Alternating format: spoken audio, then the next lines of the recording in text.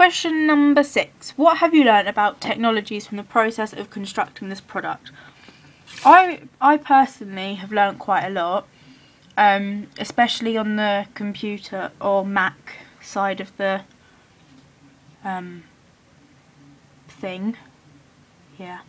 Yeah, the camera we used was just a standard HD camera with a built-in microphone. We didn't have another one put on top or anything.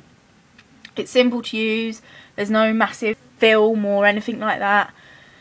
It's just on a memory card, so that's quite like small and easy to transfer from. Like, we didn't have to convert it. Or did we have to convert it? Yeah, we did have to convert it, but not like how you would if it was on a tape recorder. We could have done a voiceover for our thing when Jack and Joe are talking, because Chris is the one who's closest to the camera most of the time, so it picks his voice up really well, but the others were just a little bit quiet. And I think looking back on it now, we should have done a voiceover. Although we wanted to keep it realistic, I think a voiceover would have just helped it better and make it sound better. We didn't use a tripod, it was all handheld, although there is one point when the camera's put down and it looks like it's on a tripod, but it's not. It's just on like a tree stump. That was quite a good shot actually, because it got all the things that we needed in it. It was included and more, but it wasn't like wasted space in the shot.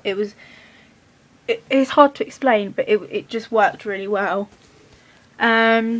Editing as well, that a good thing to do is put things in the right folders with the right names. So we spent a couple of lessons just going through all our footage, rough cutting them, literally 5 or 6 seconds either side of where we wanted it, and then naming it in what shot number it was that matched our storyboard. We had some shots that we did extra that when we were out filming we thought, oh, they look quite good, so we put them in the folder of all of our footage. The editing is a massive part of the process as well. We all underestimated how long it was going to take. It took so much longer than we thought it was going to. And as well, because Lee is really the only one who, to start with, knew what he was doing in Final Cut Pro, but after a few lessons and of like watching Lee edit and stuff, me, Chris and Joe picked up how to use it, so we started going onto another computer, just editing.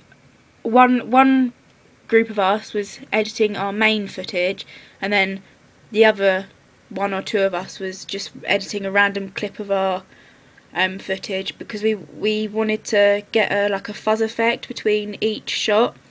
So yeah, while some of us were editing, some of us were trying out different effects and stuff, and there wasn't one exactly that we wanted, so we had to ask one of the technicians if there was one similar to it, and it was called Bad TV, but that still wasn't exactly what we wanted, so we had to like tweak it even more, like you can distort them even more in the options and stuff. Another thing that we did as well when we were out filming is when Chris stumbles across the no trespass sign, that we filmed 2 different versions of it, which was a really good idea, because the one that we were going to do originally, the one that we storyboarded, wasn't the one that we actually did, because we preferred the other one. So having an alternative was a really good idea, because it's better to have too many than to have not enough. Yeah, that was a really good idea. The sound, the only sound we put in was the fuzz between the shots and the chainsaw noise. And finding the chainsaw noise, we spent ages looking through loads of different sounds. I thought a chainsaw was like just a chainsaw, it only made one noise, but obviously not. There's loads of different pitches and tones and whatever. And titling, with that, we hadn't put any titling in at one point, which was when we were nearly finished, but our opening was already over the limit for the time, so we already had to cut that down, but we couldn't cut it down even more. So what we did was we put our titling in dead space in the actual footage, which works really well, because in one of the shots, I think it's the first one, yeah, only half of Chris's face is in the shot, and then the rest of it is just dead space, like it's just like a landscape. So we put titling there, which worked really well. And in the end, at the end as well, when we have the actual title of our opening or our thriller film, it like jumps about on the screen. I didn't realise you could do that. I literally thought it was just like on the screen and that was it.